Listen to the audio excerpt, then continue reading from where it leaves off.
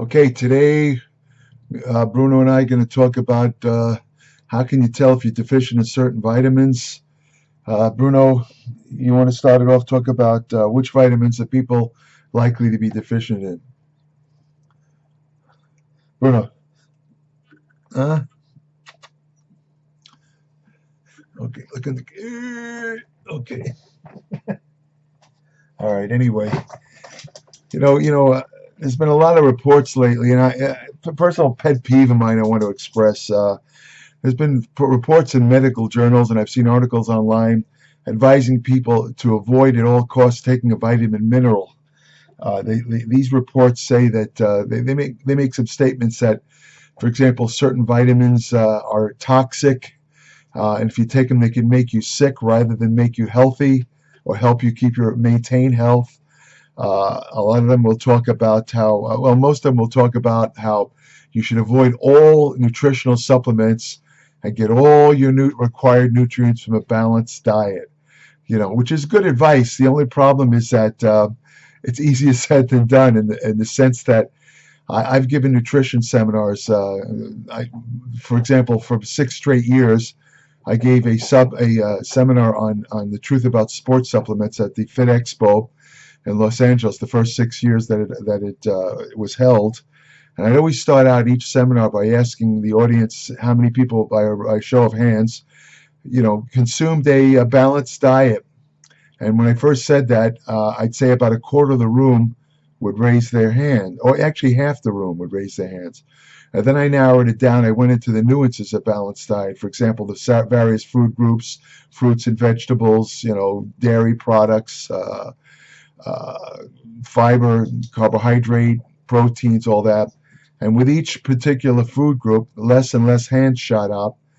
And then when I got to the point where I asked them if how many people consume on a daily basis, at least a certain amount of cheese and milk to get the calcium requirement, and also I asked them if how many people consume on a daily basis a minimal 5 servings a day of fruits and vegetables.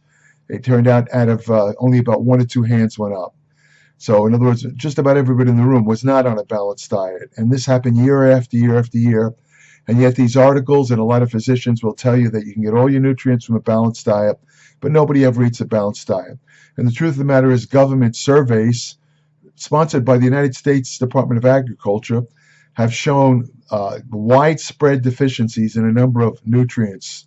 Particularly, for example, very few people, I think it's 90% of people surveyed, don't meet the minimal requirements for the trace mineral potassium. 90% of people surveyed. A lot of people are surprisingly deficient in some of the more common vitamins, such as vitamin C, the B complex vitamins. The most common one is probably vitamin D. I think it's about 85% of those surveyed did not show minimal healthy blood levels of 25-hydroxy vitamin D, which is the 25-hydroxy calicosifrol, which is the active form of or hormonal form of vitamin D that circulates in the blood. Most people are below 30. 30 is the minimal, amount as judged by a vitamin D blood test that you should have. And a lot of people fall below 20, which makes them deficient. Of course, you can get vitamin D for free by just going in the sun, but the problem there is the sun has to be in the right spot in the sky. Usually it isn't during the winter in northern latitudes. You could go in the sun as 20 hours a day. If the sun's not in the right place, you're not going to get any vitamin D out of it. So anyway, I wanted to talk about some of the common signs of that you're deficient in certain vitamins. You might take heed of this. For example, brittle nails, brittle hair. That's a sign of a biotin deficiency.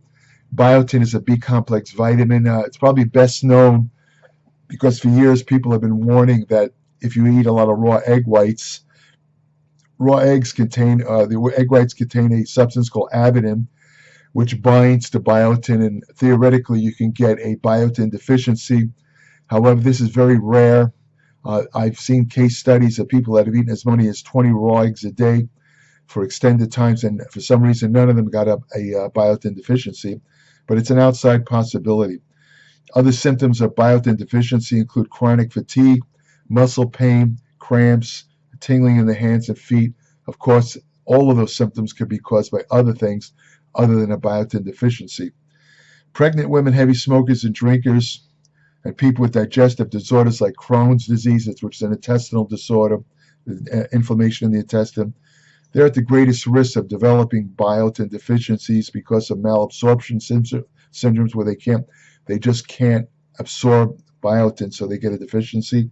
As I said, eating raw egg whites can cause it because of the avidin, very unlikely. Foods, and what foods are rich in biotin? Actually, it's easy to get biotin in foods because it's in a lot of foods.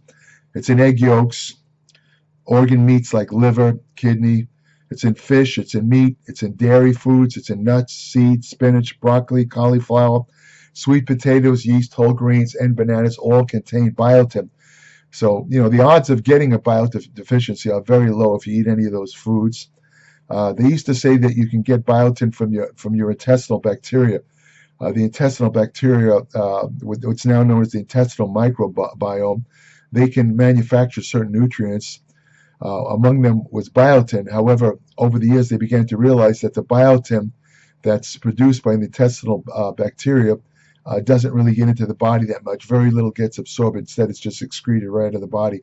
So you can't depend on your bacteria to make biotin. What happens if you get an excessive amount? Let's say you're taking a supplement of biotin. That can interfere with certain lab tests, particularly lab tests for thyroid activity. If you're taking a large amount of biotin, it can skew the results of a thyroid lab test.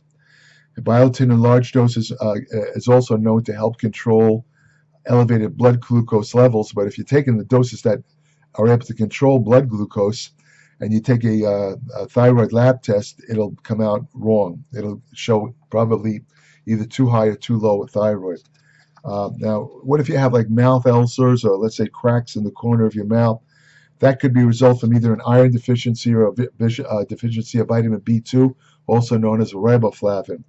Bleeding gums could also reflect a lack of enough vitamin C. It's an early sign of the vitamin C deficiency disease known as scurvy.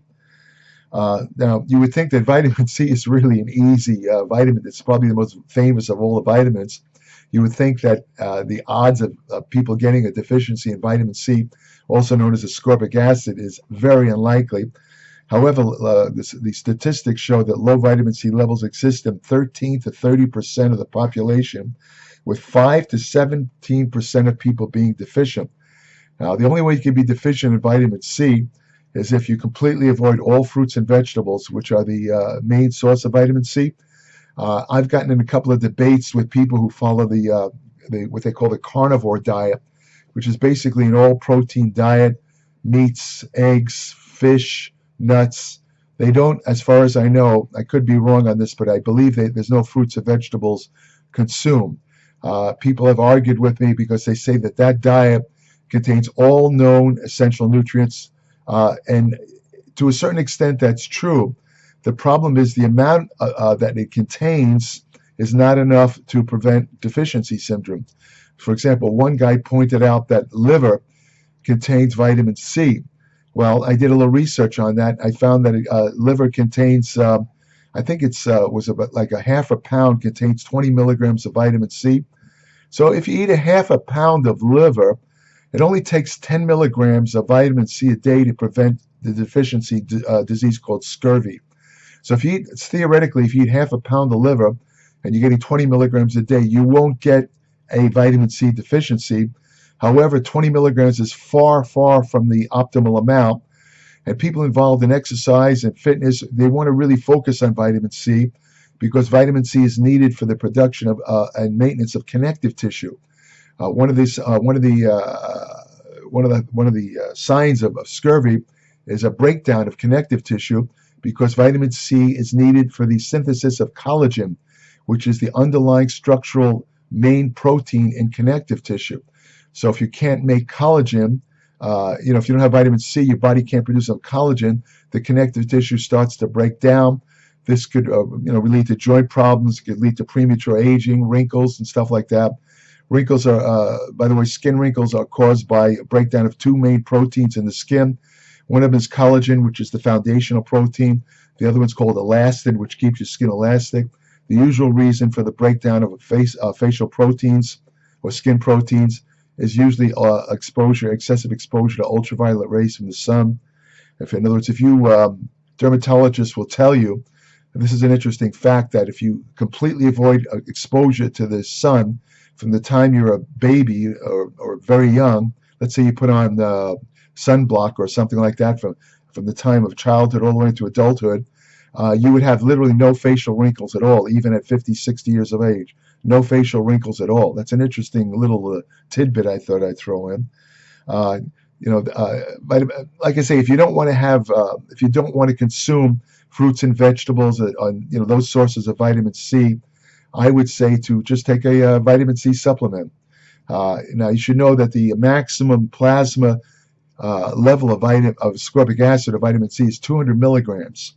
So theoretically, if you take an oral dose of more than 200 milligrams of C, most of it will be excreted out. However, the vitamin C does other things on its way out. There are some scientists who suggest it helps prevent bladder cancer. So you could still take a little more than that. I myself, when I take vitamin C, I take doses of 500 milligrams at a time. And I take about anywhere between 1,000 to 2,000 milligrams of vitamin C a day. And there's recent studies, again, here's another trivia thing for you. Some recent studies show that if you combine, I think it was about 200 milligrams of vitamin C with 15 grams of hydrolyzed collagen, it rapidly helps to heal connective tissue injuries, and it helps you heal tendon injuries and that type of thing. So it's something to consider. As I said, let's see, when you have scurvy, it weakens your muscles and bones. It makes you feel fatigued, lethargic. Other signs of vitamin C deficiency include easy bruising. You get bruising, if somebody bumps into you, get a bruise. That's again related to the weak connective tissue. Slow wound healings, dry, scaly skin, and frequent nosebleeds. These are all signs of vitamin C deficiency. Again, even if you take one vitamin C tablet a day, you'll be fine. And by the way, vitamin C lasts in the blood for 12 hours. So if you take it twice a day, you'll have a constant supply of vitamin C in your blood. If you take it, let's say, in the morning and the evening, you're covered. What about if you have trouble seeing at night, what they call poor night vision? If you have these kind of white growths on your eyes, these little flaky growths, that usually indicates a lack of vitamin A.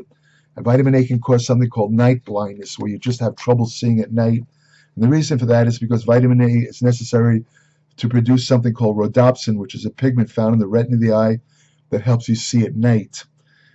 When left untreated, night blindness can progress to xerophthalmia, which is a condition that can damage the cornea and ultimately lead to complete blindness. This type of vitamin A deficiency is more common in third world countries rather than Western countries, but it's possible. Where do you get vitamin A from? You get vitamin A from organ meats, dairy, eggs, fish, dark leafy greens, yellow, orange-colored vegetables. Now, vitamin A is one of the few vitamins that could be toxic, theoretically. If you took large amounts in supplement form every day, it could lead to toxic symptoms because of the fact that vitamin A is stored in the liver. And the symptoms of vitamin A toxicity, it can be serious. Like I say, it includes nausea, headaches, skin irritation, joint and bone pain, and in severe cases, even coma or death. It doesn't happen very often, but there's some interesting cases of some Arctic explorers who were up there, and I guess they killed a polar bear, and they ate the polar bear liver. Unfortunately, the polar bear liver had vitamin A content, millions of units. I mean, huge amounts of vitamin A. So these Arctic explorers got extremely sick from vitamin A toxicity. So I guess what you want to keep in mind here is to avoid eating polar bear liver. And actually, you should leave polar bears alone because they're kind of an endangered species. Because of the climate change, they're having a lot of problems. Leave the bears alone. Certainly don't eat their liver. What are you, Hannibal Lecter? Anyway, if you have seborrheic dermatitis and dandruff, they're part of the same group of skin disorders that affect the oil-producing areas of the body. Both itchy, flaking skin, dandruff is restricted to the scalp, where seborrheic dermatitis can appear on the face, upper chest, armpits, and groin. Now, these particular symptoms are related to low levels of zinc, niacin, also known as vitamin B3, riboflavin B2, and pyridoxine B6 could play a role. Again, there's other possible causes of these things, but if you're lacking in any of those nutrients, you can get dandruff and the seborrheic dermatitis. If you some cases of hair loss, not all. Some cases are caused by lack of iron in the diet, and iron is involved in DNA synthesis, and DNA is present in the hair follicles. So if the DNA cannot be synthesized in the hair follicles, the hair falls out. Okay, it's unlikely.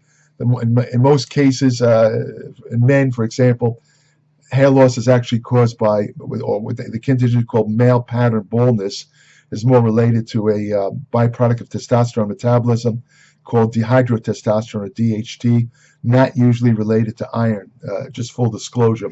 But in rare cases, I would say that the hair loss due to iron is more common in women than men, because men tend to eat foods that high in the most absorbable form of iron, which is called heme iron. For example, red meat. Women tend to not really enjoy red meat. A lot of them don't like red meat, or they eat it rarely. Instead, they eat more fruits and vegetables, which contain non-heme iron, which are a little bit harder to absorb. They have a higher likelihood of getting an iron deficiency, which, of course, the main sign is anemia. But one of the possibilities is some hair loss. So it's more common in women. Women need to be more conscious of iron than men. Men tend to recirculate their iron. Women lose iron because of menstrual periods. Zinc, the mineral zinc, is essential for protein synthesis and cell division, and it's also needed for hair growth. So theoretically, again, if you're lacking zinc, you could also lose some hair. Zinc is also needed for testosterone metabolism and metabolism of insulin. If you're lacking in certain fatty acids, essential fatty acids, linoleic acid, alpha linoleic acid. Linoleic acid is omega-6. Alpha linoleic acid is omega-3. Actually, pre-omega-3, the real omega-3 are EPA and DHA as found in fatty fish and fish oil. These essential fatty acids are required for hair growth and maintenance. Niacin, vitamin B3, is also important for keeping hair healthy. Alopecia, a condition in which hair falls out in small patches, is one possible symptom of niacin deficiency. Again, you have to be really deficient in these nutrients for this to happen. As I said, biotin also is involved in hair growth. Excess selenium, the trace mineral, and excess vitamin E, which ironically are found in a lot of hair growth supplements, have both been linked to hair loss when consumed in excessive amounts. If you ever get red or white bumps on the skin, that's a condition called keratosis pilaris. It causes goosebump-like bumps to appear on the skin, arms, thighs, or buttocks. These little bumps may also be accompanied by corkscrew or ingrown hairs. While the cause of these little bumps is not fully understood, they may appear when too much keratin is produced in hair follicles. Keratin is a skin protein. Excess keratin, when it forms on scar tissue, those are called keloids. So you can see like a thick kind of scar tissue. This produces red or white elevated bumps on the skin. It also has been observed in people who have diets low in vitamin A and C. Then you have something called restless leg syndrome. That's, again, related to a lack of iron in the diet. It affects up to 10% of Americans, with women twice as likely to experience the condition. For many people, the urge to move seems to intensify when they're relaxing or trying to sleep. Vitamin E also is related to restless leg syndrome, a lack of vitamin E, I should say. So those are just a couple of the examples of possible signs of vitamin deficiency.